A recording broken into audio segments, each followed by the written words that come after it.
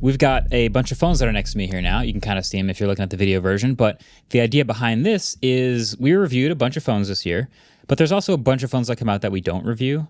And a couple of them I still think are at least noteworthy in some way. Spoiler alert, the smartphone awards are also coming out, depending on when you're watching this, either soon or it's also just come out. We love the smartphone awards. That's like the big flagship video to end the year. We recognize a lot of phones, and a lot of phones get mentioned that didn't get their own videos. I think this is a good time to highlight some phones that have come out in the last few weeks of the year that haven't gotten a video, but that are interesting in some way. There's also a lot of phones that come out this time of the year, we realized, because we like started doing this at the beginning of November and then looked at our email and we're like, there's a lot of things we still need to see. A big thing is that Qualcomm used to release the new flagship chip in December, so the first chips would come out around the first phones would come out around January, but they keep moving it back, and now they did it in early October. Yeah, so this year we got a whole wave of phones in November and December. Yeah. And that was really interesting because I put together my award winners like mid-November, and then I thought, hold on, there's like 2 or 3 phones that might actually be worthy of checking out. And we like held back on some of the trophies and like on some of the awards and actually got to test some of these phones and have now put together the awards accordingly. So anyway, I got 4 phones in front of me here, and we can do them in any order, or I don't know if we have a theme for how we want to start, but they all have the word Pro in the name. They do. That's one thing all I noticed 4 of from them. here. They're all very expensive phones. But I think we can just go through one by one. Yeah. Maybe let's start with the Vivo. Okay, so here's interesting phone number 1. This is the Vivo X200 Pro. There's also a family of X200s. There's an X200 and an X200 Mini. This phone is complete. It's got it all. It's the Ultra of Vivo's lineup. I think the most impressive part of it, though, would be the cameras. So they work with Zeiss. It's got a 50-megapixel primary camera, 50-megapixel ultra-wide camera, and then a 200-megapixel telephoto camera. And what that means is you can crop in a lot and ideally still maintain sharpness. And it's a really good set of cameras. I think this is the closest to a real camera that I've seen a smartphone camera shooting experience get, from the results to the actual shots, like shooting them. And you can tell by looking at it, it's a very camera-focused phone. Yeah, thoughts? Any other things you want to know about it? I just think that the funniest thing about this line is that the Vivo X200 Mini is still 6.3 inches. Yeah, Mini, yeah. What does we'll Mini talk really about mean? that in the smartphone awards, but Mini, there's not too many small phones these days. Yeah. This phone also has a giant battery and super fast charging and wireless charging, and it's got a pretty high-end chip that enables a lot of the AI features. It's not the Snapdragon 8 Elite, but it is MediaTek Dimensity 9400. There you have it. Yeah. And it's a rock solid phone. It's actually a really, really, really, really good phone. So Wait, this street photography mode is kind of cool. there's a bunch of modes that are crazy in the camera. If you should also try. So there's a portrait mode lens emulator. I'm assuming it's emulating half of these, but it That lets looks you so good. pick It actually has the focal contrast. length and like. It actually has contrast. Oh, and there's different. Oh wow, there's different like. Are you looking at the portrait mode Is it lenses? LUTs? Yeah. So the lenses, you can emulate the background bokeh swirl characteristics of different lenses as well, which is really, and it still has like a cutout, and you kind of can tell it's a fake portrait mode, but it's cool that it works and actually looks. We're in the real like camera. street photography mode that makes it kind of look That's filmy super and has cool. like different. Textured. Yeah, there's a. It says textured, and then it says like a Zeiss one. It seems like natural looks like any other smartphone camera, and then it just jacks the shadows a ton. But Classic. textured actually gives it textured was one contrast. of the versions, not the It's one of the LUTs. LUTs. Vivid is just more saturated than natural with brighter highlights. Then there's black and white, and then textured just is more contrast. So as you can see by what's happening here, this is a phone that you would get if you're really into photography. If you are very into the different looks you can get, the different customizations you can mess with, the different lenses or like pseudo fake AI helped lenses that you can play with on a camera, this is all of that. There's just a ton of stuff in the camera here. And then it happens to be an awesome phone outside of the great camera. So see? Wait, that zoom seems kind of nuts. What is Actually, The zoom is really so. It It goes to 100, right? 135 millimeter. 135x.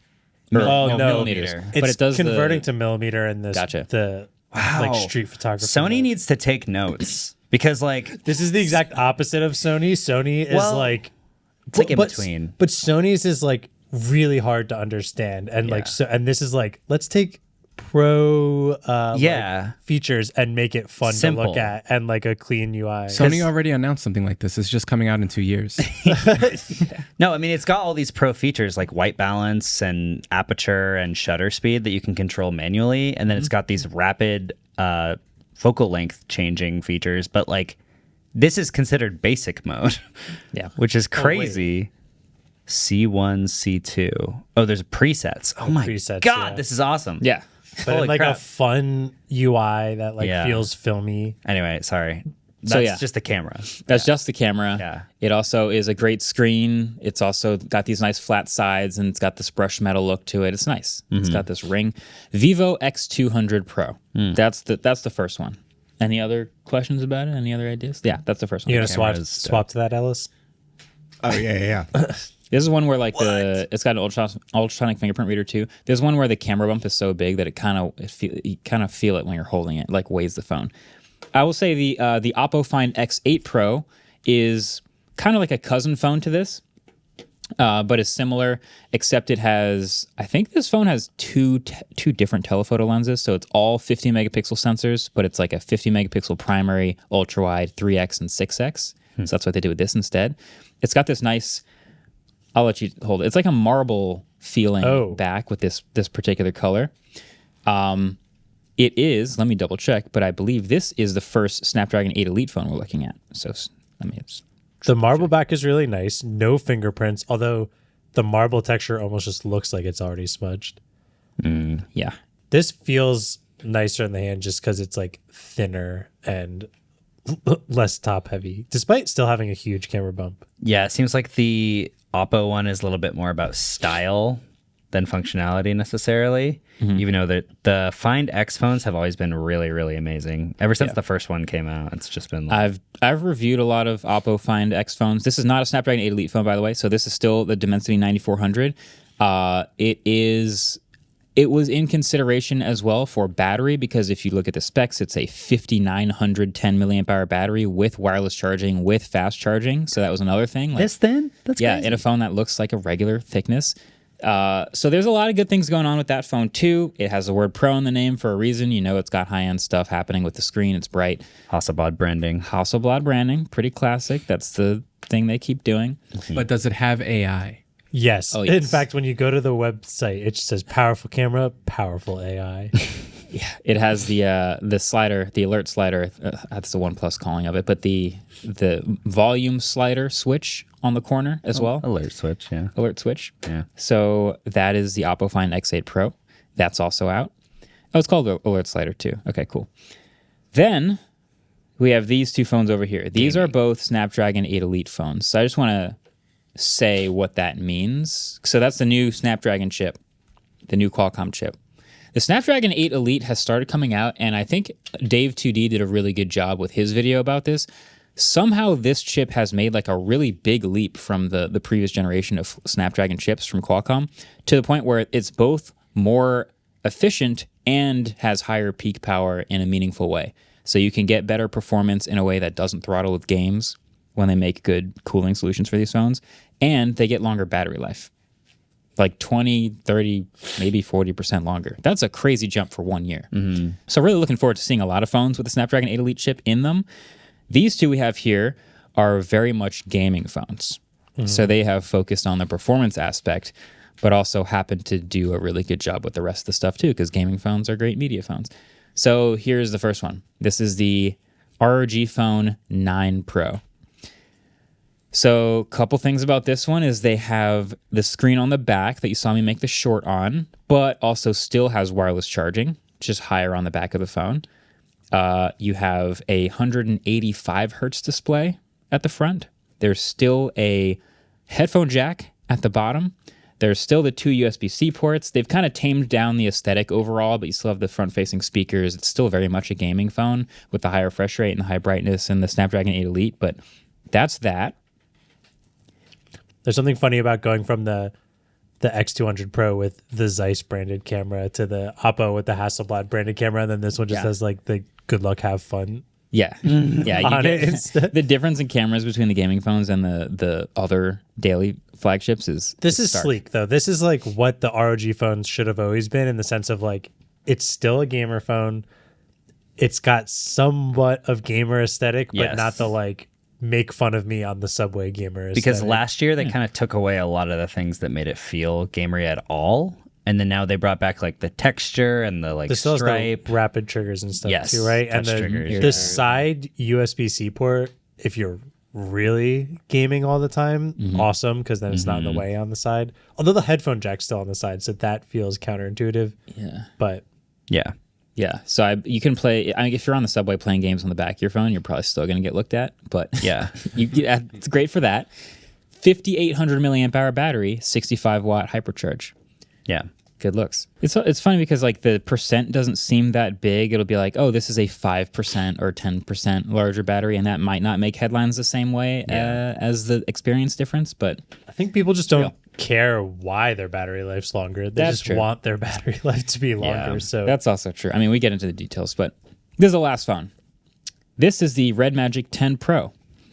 This has a cutout in the back or in the side for an active fan, which turns on anytime temperatures get up, anytime you're gaming, or anytime you plugged in charging. And when you plug it in, you hear the fan. I wish I had like a USB. I would hold it up to the mic so you could hear it. But like the fan spins up and it makes like a whining noise. So this phone is very much concerned with performance and thermals. Oh, do we have do you need it in a charger? I just let's figured plug your it in. computer, yeah. Let's actually plug it in so you can hear the fan. All right, this is plugging in the Red Magic 10 Pro. Oh, Oh my goodness. I would not want that to happen every time I plug my phone in. yeah, like You can turn the fan off, but okay. that's a default because it wants to maximize your charging speed, which is 100 watts peak without overheating. It has a 7,000 milliamp hour battery, 7,050. okay. So it's combining the new Snapdragon Elite chip with the 7,050 milliamp hour battery. It also has the air triggers. It's very squared off. This is much more in the gamer aesthetic. I dig it Yeah, for some reason. I think it looks really sick.